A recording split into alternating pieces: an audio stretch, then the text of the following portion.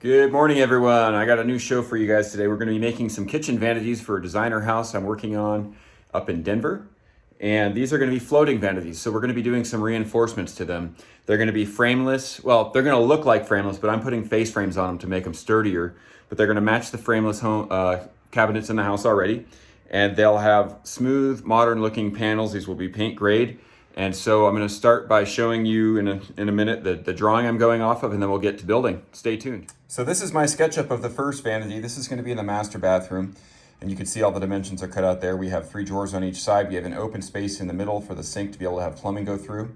And same thing with the base, although the base is going to have room for a drawer. And so that's going to be kind of neat to have a drawer in the middle at the bottom. Also noting on the top, there's a 6-inch space here, that's the float, but we're also in the back, we have some plumbing that comes through. So I'm gonna build a soffit to cover that plumbing, and I'll integrate it into the cabinet to make it look like it's meant to be. We're gonna rip some lumber out of these poplar. These poplar boards, I've already got them surfaced.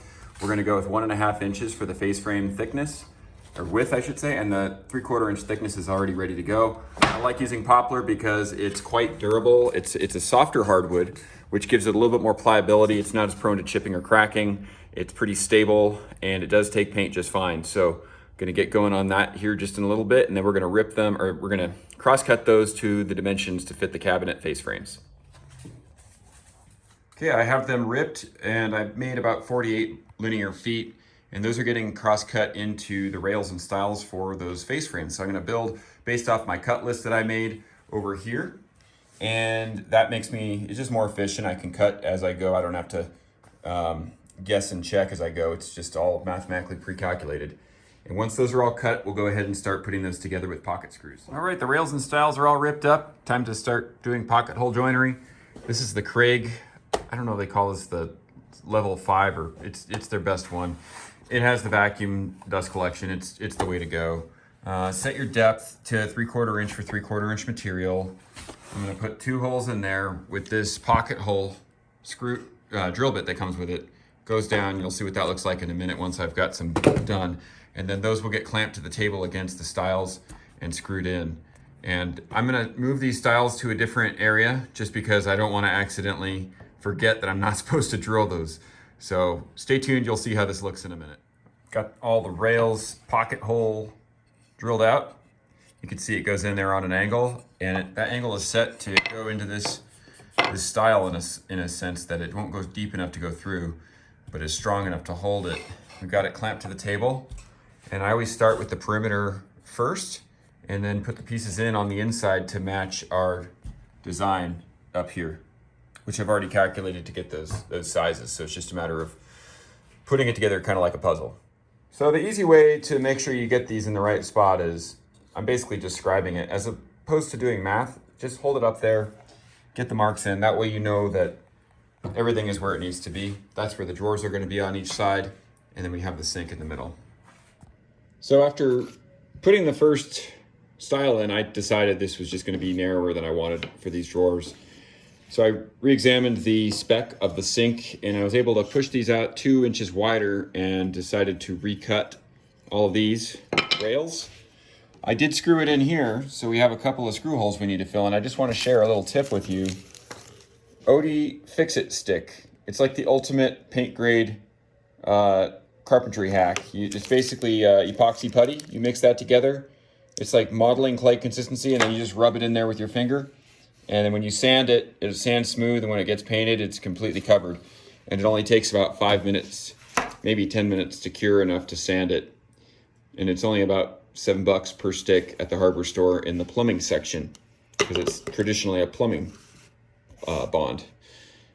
Anyway, gonna get going on this, and then we'll go ahead and get on to the next one. Okay, so here's the face frames. They are complete aside from sanding, but we're gonna do that after we install them onto the cabinet. And they do need to get jointed with the domino joiner, which I'll get to when I start joining the cabinets. The reason I started with the face frames is because they take less space, and so I start with the small things first. Next will be drawers or doors, and then we'll do the cabinets last, and then we'll get everything assembled, sanded, and pre-fit and removed for the delivery. Okay, time to do drawers. Here's our dimensions. This is 23 9/16 for a 24-inch opening and 9 9/16 for a 10-inch opening, and that's the spec required for a Blue Motion drawer so that you don't make them too wide and then they rub. So this fits those Blue Motion undermount slides just perfectly. They're also 18 inches deep, and this 3.5 inch height gives me about a 1/2 inch clearance on the top after the base hardware is installed for the drawers, and so on and so forth for the others.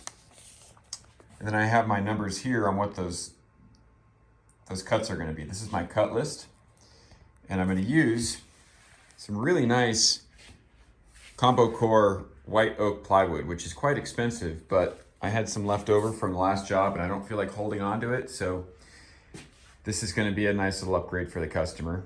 And you can use any type of interior grade plywood or composite material, or you can use a hardwood.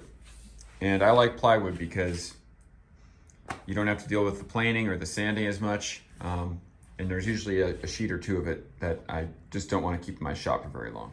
All right, all these are ripped to the height that they need to be for their respective drawers. Gonna get these over onto the miter saw and cut them to length before we then start working on joinery on the table saw. Okay, I got everything set up to start making our rabbet joint here. And I have a 3/4 inch wide dado stack. We have it at, since the nominal thickness of this material is not quite 3/4 of an inch. That's how all plywoods are these days. They make them about a 32nd or a 64th under. I went with a millimeter measurement, just easier math. It was 18.2 millimeters thick. So I'm gonna be cross-cutting half of that into here. So I raised this by 9.1 millimeters. And I wanna cut it as deep as the width of the blade. And that's going to give me, actually it's gonna be a little bit less than the width of the blade. It's gonna be the thickness of this material. And that way we have a nice flush corner. And I put this stop block here where that's measurement is, so that we don't have to measure each time, and rather than using the fence the whole way, there's no pressure on that side. So as long as I hold this steady on the miter slide here, it's not gonna bind or change our measurement at all. Now if I use the fence all the way up against that, you could have a binding issue and get kickback. It could be very dangerous. So the way that those are gonna join in is basically we're gonna miter into this, or not miter, we're gonna rabbet joint into that edge there. And then this is gonna flush up, but it's gonna be half that thickness deep. And make sure you do the math for that so that you subtract that extra 3/4 of an inch off the length of these boards here. All right, looks good. We got a test fit. I like the way that those joints came together, nice and flush. So now it's time to put we're gonna do a dado cut in there. 1/4 inch thick, 1/4 inch deep. And that's gonna be for the base, which I'm gonna also cut before we get too far ahead of ourselves. And that's basically gonna be the bottom of the drawer and it'll be cut at a depth that allows that drawer slide to tuck in there. It's gonna have a 1/2 inch clearance between the bottom of that slab of material we put in there for the base and the edge of the drawer. All right, the sides of the drawers are done. I'll do a light sanding on those just because it's way easier to sand when the drawers are disassembled. And outside edges are no big deal, but you can see there's some red from my table saw that I want to get off of there, and it's easier to do it before they're assembled. I'm going to go ahead and make those panels now too. All right, got these all cut. I got the base panels cut, and we did a test fit, and you can see how that fits in there. I cut these bases a little bit shallower than the full depth because it doesn't need to be the full depth, and it just makes the assembly process a lot easier. We're going to go ahead and get these. I'm going to glue them in here just enough to hold it together. We don't want to overdo it and have glue gushing out on the inside and then you have to wipe it down and resand everything. So just a bead that it's going to hold the panel in here and that whole section in, and then we'll pin it in place and they'll dry overnight and be ready to go. Okay, now that our boxes are built, I'm going to cut out these notches to be able to fit the undermount slides in. You can see this is the width of the slide, and this piece of scrap is slightly wider. I'm going to use this piece of scrap with my razor saw to guide the razor saw, and then I'm going to use the side of the drawer to guide this side, and and then I'll use a multi-tool to cut in, and I'll use the base of the cabinet to guide the multi-tool. You can also do this with a dado blade, and if I was doing more drawers, I would have set that up, but I think this is just as fast as doing it with the dado, and I wanted to show something that anyone can do with simple hand tools. After I do that, this is gonna slide in there, and it's gonna guide me to make this hole. It's basically using the drawer as a jig to tell you where that hole goes. That's gonna be what locks the back of the drawer in, and then these will go up here, and those well-worn pilots right there are going to guide where the holes go to put the front of the drawer clips in place.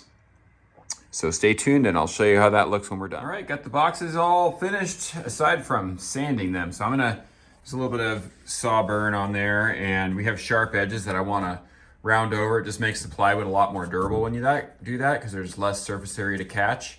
I'll sand off our glue line, and I have a little bit of a D-lam here that I glued and taped up, and that'll all take care of itself pretty easily once it's dry. You can see I've got my pilot holes tapped, and so yeah, I'm just gonna go ahead and finish by sanding the outsides and then put these off to the side, and we'll get started on the door and drawer faces. All right, now it's time on to go to the doors and the drawer faces. And what I've done is I've gone and just basically put marks where I want the edges of my drawers and door faces, doors and drawer faces to line up, so that I can kind of get an idea of how this is all going to assemble in the end.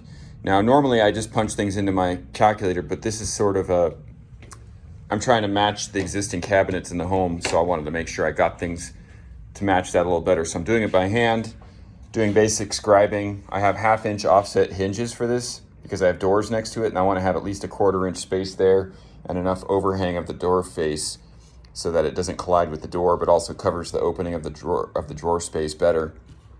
And basically got a good rough layout, and then measured the distance between the marks, did a little bit of math, and these are my numbers. So I have my cut list of the different pieces I'm gonna make out of this piece of HDF, which is a high density fiberboard. It's more dense than what you'd find at Home Depot or Lowe's or your basic hardware store, which would normally be MDF. The reason I'm using a HDF is it just takes paint quite a bit better, and it is more durable and less prone to damage when you're working with it and for the customer. It costs a little bit more, but it's totally worth it. I'm gonna go ahead and start marking this out on the sheet just lightly because I don't want to have to use more than I need, and I believe this sheet should be enough to do it all.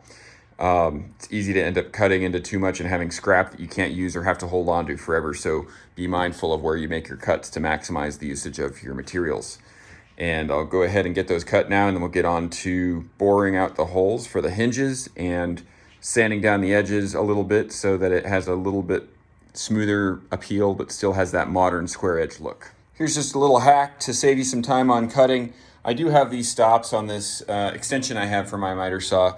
Even if you don't have this type of miter saw, you can make your own with clamps. Now these are also integrated, but you can use a hand clamp, and in this case my stops don't go in far enough to make these 8-inch wide cuts, so I'm using this board. The reason I'm using an angled one is that if sawdust piles up in there, it doesn't prevent me from pushing it up against the board. Basically, I'm measuring from the saw curve to the edge where I want it. In this case, my laser marks the saw curve, and then I'm putting this board up against it and clamping that board down because I have 4 of these cuts to do. It's going to save me a little bit of time. It's also going to make sure that those are all exactly the same size and there's no deviation in their appearance. Okay, before I put the hinge bores in these doors, I'm just going to sand these corners down. That's going to break that edge. And what that's going to do is make it so that while I'm working on it, it's unlikely to flake up. I mean, that's something you need to do before the project's done anyway, so it's durable in use. But I like to do that step right now. And once I do the hinge boring, I'll sand up any imperfections. I'll sand up the edges so that they're smooth and the grain takes the paint well without raising. But for now, we're going to break those edges, and then we'll do the hinge bores after that. Okay, what I have here is my Festool LR32 setup, and one of the features of this is it allows you to do hinge bores. There's a hinge bore bit on the router that I have set with a depth stop of 9/16 of an inch, which is the depth of the hinge. And this is marked so that when I run my window here over there, it sets up that hinge in the same spot on every door. I'm going to do the top hinge on all of my doors, then flip it around and do the bottom hinge. These are set up to keep the hinges within the 3/16 inch tolerance to the edge of the door. Now, if you don't have a festool set up, these are very handy. They make things a lot more accurate and faster, but I believe there are some less expensive setups that you can buy that utilize Forstner bits for your drill. All right, hinge boring is done. So now I'm gonna use a self-centering drill bit. This piece here gets guided by the holes in the hinge, and it centers the drill bit where that screw's gonna go. And I'm holding this hinge 90 degrees by putting my square up against it, and that makes sure that this hinge is nice and square and those holes are in the right spot. You can also set the depth on this to the depth of the screw. All right, so getting ready to do the panels for the cabinets. I've shown you this in the highlighted area. This is my calculator that I use in Excel. I basically punch in the width of the cabinet, the height of the cabinet, those are these two on the right here, and then the offset, which has to do how far do I want the face frame of the cabinet to be overlapping the sides. In this case, it's a 1/4 inch because I'm gonna put a 1/4 inch thick sheet on the edge to cover the end panels. And then the thickness of the material, which is a 1/2 inch, and that gives me these calculations here. And so just to make it simple, these are the panels that I'm gonna be making and how many of them. And again, in terms of efficiency of material, you wanna make sure that you get the most out of your panels so you don't have a lot of waste. And if you're doing a lot of these, you can oftentimes stack several panels and cut several at the same time. Okay, I'm gonna use my track saw to get these pieces cut. I've already cut the width of this panel. This is the back of the larger cabinet. And you could do that without squaring it up because you're just basically making parallel lines. You're cutting the second cut that's the same distance from the edge on both ends. Now I'm using my track square, and that is gonna take a square angle from one of the lines I cut and make sure that this ends up being a full perfect 90 degrees. Then I'm gonna make my final length cut that way based off of that, which I know is 90 degrees, which will make that 90 degrees from these others, and that gives us a nice perfect square. All right, I'm about to make several repetitive cuts. I want them to be exactly the same size. And normally, like if you're doing something that doesn't need precision, you can just mark your tape where you want to put the edge of your track, and you get a good cut. Just like the back of this cabinet, since I'm gonna skin the sides, you don't have to worry about it being off by a 32nd or a 16th of an inch. But these are the sides, and these will determine the squareness of the three-dimensional shape of the cabinet. So they need to be as perfect as you can get. So I have my Woodpecker's parallel guide system set up. American made, love these things. You basically just set your distance with these stops and you run it to the edge of your piece of material, and it cuts it exactly the same every single time. I'll get into that more in another video. If you guys subscribe and stick around, you'll see me start to review a lot more of my equipment and why I chose the equipment that I chose. But for now, I'm just gonna get on to cutting this because I got the job to work on and we gotta get this done. All right, this is gonna be the soffit. So hard to picture this. This is it's laying on the back side. The front of this is gonna be underneath the cabinet. The cabinet's gonna be sitting up on top of this, and the plumbing's gonna come down through here. So this soffit is just to cover the plumbing that's here and look like it's integrated in the cabinet. These are to keep the sides at 90 degrees. This is to keep it so that if it gets kicked, it won't bend in or move towards the wall. This will hold itself off the wall the same distance as the sides. And then you can see we have an exposed end here, but that's not a big deal. This is all gonna get covered up with the same sheet of HDF when we get to the installation so that the side of this thing looks like one single piece. All right, time to move on to joining the panels for the cabinet. These are the sides, and I'm gonna use my domino tool here, which is basically a mortise machine. It's gonna cut a little groove that allows me to put these internal mortises in. Where I'm gonna put those, this is gonna be the front of the face. I'm gonna put one on each end here and there, and I'm gonna put one going this way and that's gonna basically hold the base in there, and on this side, it's gonna hold the face on here. And two reasons I do this. One is it's going to align the material to the same spot every time, so I'm not fumbling around with a tape measure or some sort of block of wood to space things. Everything fits in the right spot. Another reason is it helps with the assembly, which you'll see later. It helps keep things at 90-degree angles, and so I could put one piece in and it's just temporarily holding it until I get the next piece in. And last but not least, it's going to add a significant amount of strength in the you're not gonna be able to pull these apart. It's gonna be much stronger than if you just do a glue up. In some ways, it's even stronger than the traditional dado joint that gets cut in here. And that's how a lot of cabinets that are store-bought are made, because you're not cutting into any of this material. Aside from that one little spot. So you're getting more durability, easier assembly, and it looks great too, because everything lines up flush and you're not even gonna see these joints in the end. They're all just internal. So you can also do the same thing with a biscuit joiner, which is a lot less expensive than a domino. You just won't have as much precision. Okay, using a piece of scrap, I just did a test cut with I offset the depth of the domino. This is to emulate what the face of the frame is gonna do. To be offset enough that we have a 1/4 inch overlay right there.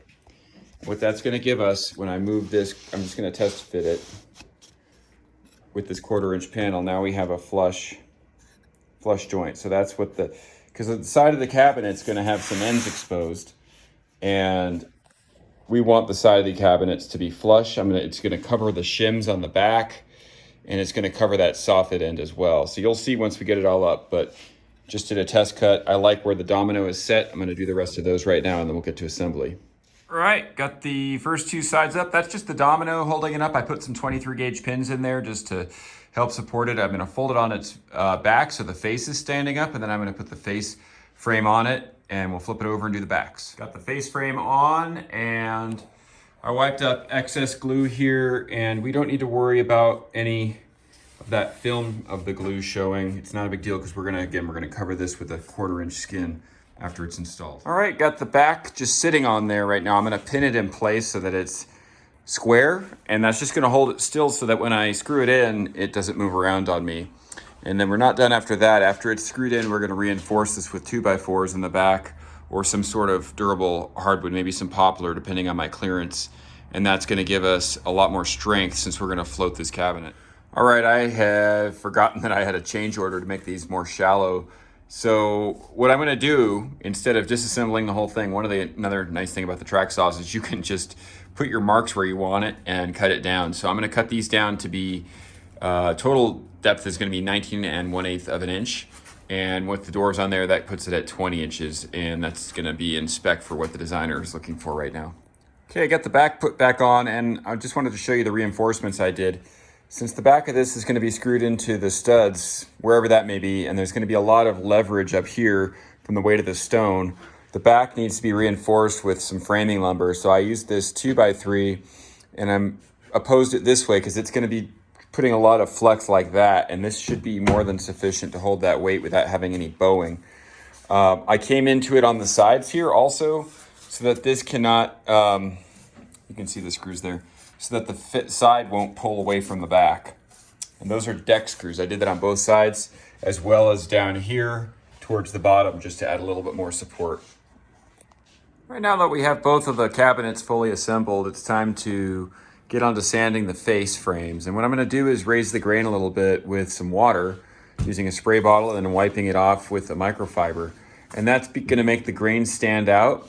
And then we're gonna sand that down so that way when it gets painted, there's less likely to be any grain to stand out. And you wanna make sure that you do this, otherwise you might end up with a rough finish. And we're aiming for super smooth. We want that finish to look like a piece of hard candy. So I'm gonna go ahead and get on that and use my orbital sander. I'm gonna use a 150 grit to knock that grain down, and then get on to installing and pre-fitting the drawers. Okay, now that I got the face frame sanded up, I'm ready to start putting the drawer slides in. We have a 1/2 inch or an inch of space at the bottom here, so I took 2 1/2 inch pieces of scrap, and that's gonna make sure this stays level to the cabinet. And I have a 3/4 inch space between the side here, so I took a 3/4 inch piece of scrap, put it up there. That's gonna make sure that this drawer side is nice and square. We need some 1/2 inch screws in the back to hold that plate in, and some 1 inch screws going into the side here. You could use 3/4 as well. Then I'll do the other side. We'll get the drawer set and then get on to the next cabinet. I installed the undermount drawer latches. These will latch onto the front of the drawer slide, and they are adjustable. I always buy the adjustable ones. They cost a little bit more, but it's worth it. It allows you to move the drawers left and right, which is very helpful in terms of sometimes if you're off slightly on your cut, you can adjust that tension that would have otherwise been caused by that friction, and it makes the drawer slide smoothly. Or if your cuts are perfect, you might just want to move the drawer left or right anyway, just to align the cabinet properly. So I'm going to go ahead and set these on top of the drawers in there, and we'll go ahead and push it on in and make sure that thing clicks in and get that drawer working. Moment of truth. Click, click, and then whew, like that self-close feature. There's the full extension. Nothing like a nice quality undermount soft close drawer. These are made by Bloom, my favorite.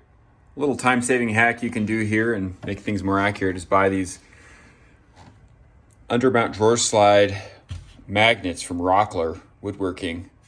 Basically, it just slides in there and holds it in place, and then you clamp it here, and that holds your drawer slide at 90 degrees. You make sure that the drawer slide is not dropping down, that the magnets are holding it nice and good. And then when we screw in here, that's going to give us a 90-degree edge because I have square lumber, and that keeps these drawer slides parallel. And since we did the bottom with the spacer, we know how that should look to the naked eye. Gonna go and get the rest of these in right now. Okay, so I'm getting these drawer faces on and the doors, and I want it flush with the bottom, and I want a 1/4 inch between the side here, which is what we've got there, and that gives us a 1/4 inch on this side. That's how it was measured out. Now I want a 1/4 inch between drawers as well, so I have another piece here. So I'm just using scrap pieces to space it. When I get that on there, it'll get pinned in place right here using two 23 gauge pins. Then I'll pilot it from the back and put some screws in from the back to hold it on permanently. All right, we're at the job site and gonna put this 46-inch floating vanity in. You can see the soffit's in place, and that gives room for the plumbing to come through and keeps that covered while still giving the cabinet a floating appearance.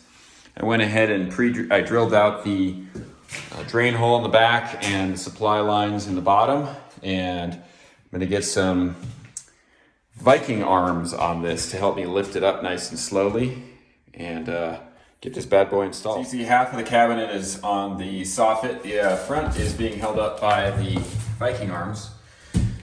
And I was not quite centered with my plumbing in the back, so I'm gonna try to make that a neat square instead of a circle. And I'm gonna use my multi-tool to cut that out. All right, so I got the cabinet leveled with the arms, and it just needed one shim back there in the corner. And I used my pinner to hold that shim in place so that it doesn't fall out while I'm screwing it in or while the cabinet's hung someday down the road. Okay, so getting this cabinet up, I use these magnetic stud finders. They're the fastest way to find your studs. They basically just find a screw in this drywall that's going into the stud behind it, and you line your hole up directly below that. I put a 5/8 inch counter bore in there, and that's to allow for the collet on this deck screw bit. And in this top 2x4, I'm using deck screws because the ones I have are 3 inches, and that's an extra length to get me through. I counter bored up to about right here. So that gives me a good 1.5 inches into the stud, into the drywall back there. And then on the bottom, I'm gonna use these pan head cabinet screws that are 2.5 inches long. So one on each side, top and bottom. And because I'm going into this, you can tell like there's a lot of strength since I have screws going into the side here. All that weight is gonna be on this 2x4. If you were to screw it in through the sheet cabinet here, then there would be these countersunk screws on the back of this board going into the 2x4 that could potentially pop out, but going into this 2x4, it's very secure. All right, cabinets are secure, and now I'm gonna cover this panel because I have 2 exposed deck screws here, right? And then the back, and then I have this soffit that is, pretty ugly by itself. So I'm taking my track saw and I'm gonna scribe some panels. Basically, I'm cutting the width that it needs to be at the narrowest or at the widest point, and then I'm gonna hold that panel up against the side of the cabinet and trace where I need to cut it. And that's gonna also not just cover this panel perfectly, but then I don't have to trim the back, and it's just gonna look a lot more flush than a typical cabinet installation, which you would have a piece of screen molding back there to cover that space or the unfinished part of the cabinet. All right, you can see I've got the line traced. I basically held that up to the cabinet and scribed it.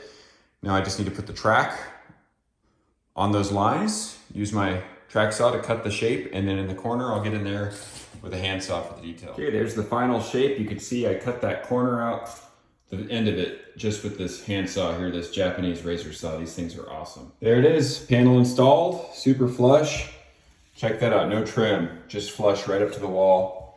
And glued it with Loctite PL3X. This is my favorite construction adhesive. It gives you a long working time and it doesn't have very many VOCs. All right, there's the fully finished, well, not finished unless you like brown, cabinet. It's gonna get painted in place, and then I'll put the cabinet hardware on and we'll get a final showing of it at that point. All right, second cabinet's installed. Got that same tapered skin on the side. It's floating. Got it spaced from the wall just enough to clear the casing with that door. And we'll get that on film once it's finished with the hardware. All right, we are back at the job site and cabinets got painted. They look great. Time to put on some hardware and some bump stops on those doors. All right, getting ready to put these new handles on. I found when these are centered, our edge is 3 3/8 of an inch from the edge of the drawer. So I went ahead and marked all the drawers like that so that we can do them in a series and a 1/2 inch from the edge of the doors. I'm using what's called a self-centering drill bit, and it's going to follow the profile of the hole in the handle and guide that drill bit right down the center using a 5/64. These are made by Make It Snappy, and they will save you a ton of time. So all I have to do is hold that in place, lined up on that mark, and self-center those holes in. It's also nice because you can set the depth on this and make sure you don't drill through your drawers. There it is, our finished cabinet. We have 18-inch full extension, soft close drawers. We have our soft close doors. We have cut out for the plumbing, and they just need to get the countertop and the sink in there. It's gonna look awesome. I'll post a photo on the thumbnail once we get that. Stay tuned for our second one. If you're doing construction, it pays to get that plumbing put in through the walls so you can get custom cabinets and have that bottom drawer. It's not too often you see a vanity with a bottom drawer, and that's super handy. It's gonna look great once this place is all finished.